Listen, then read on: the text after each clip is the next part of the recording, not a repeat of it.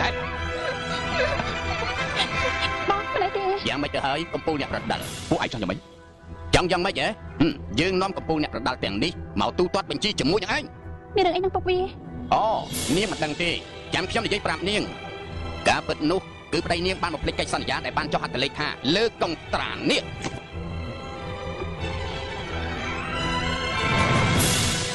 មិនក៏បងធ្វើអញ្ចឹងយ៉ាងម៉េចនាងយល់ហើយឬនៅតើប្តីនាងសមជាកំពូលអ្នកប្រដាល់ដែរទេដោយវានិយាយថាវានឹងធ្វើជាអ្នកចាញ់ដោយបដូរនឹងទឹកប្រាក់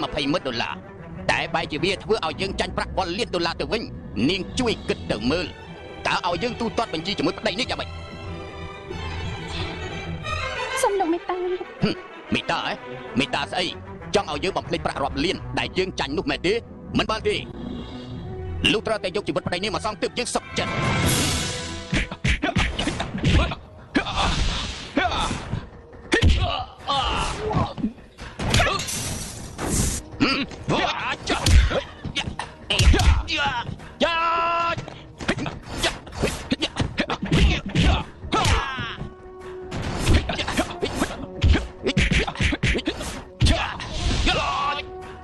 ពួកឯងចូលទាំងអស់គ្នាភ្លាម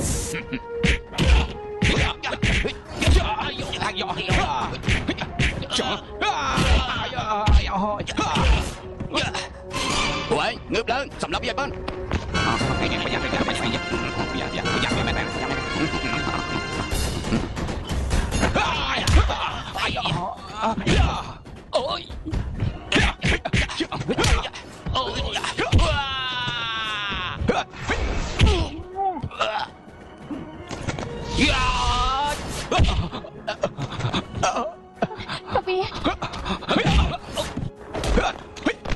អូយយ៉ាងម៉េចហើយ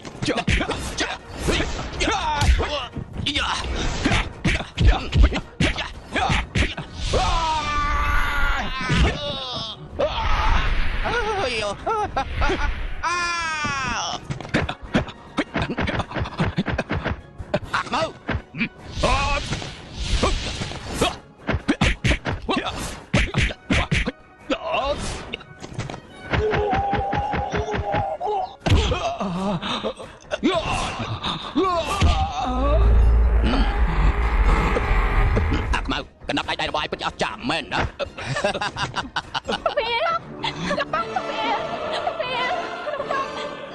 តើតែអញ្ចឹងទើបវាស្គាល់ឆ្នាំខ្លាំងតើពួកយើងទៅវិញទៅវិញ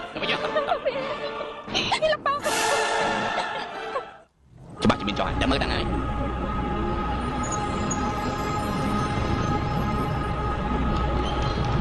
ថ្ងៃនេះលោកដាច់ណាស់ណោះខ្ញុំមិនស្មានថាមានអ្នកអានគាំទ្រកីឡាប្រដាល់អេភូថងច្រើនអញ្ចឹងទេហើយបានធ្វើជាអ្នកប្រដាល់ហើយតែបែរជាពាក់ព័ន្ធរឿងលុយកាត់បណ្ដាលឲ្យស្លាប់ខ្លួនអាសោតគេឈ្មោះអញ្ចឹងសោះតាមពិតឆន្ទៈកីឡាមិនមែនអញ្ចឹងទេប្រហែលជាមានការគំរាមកំហែងបង្ខិតបង្ខំពីនរណាម្នាក់ហើយមានតែសមត្ថកិច្ចទេទើបអាចទម្លុះទម្លាយរឿងនេះបានហើយគួរអាណិតគ្នាណាស់នៅក្មេងសោះល្បីឈ្មោះមិនបានប្រមាណផងស្រាប់តែស្លាប់ខ្លួន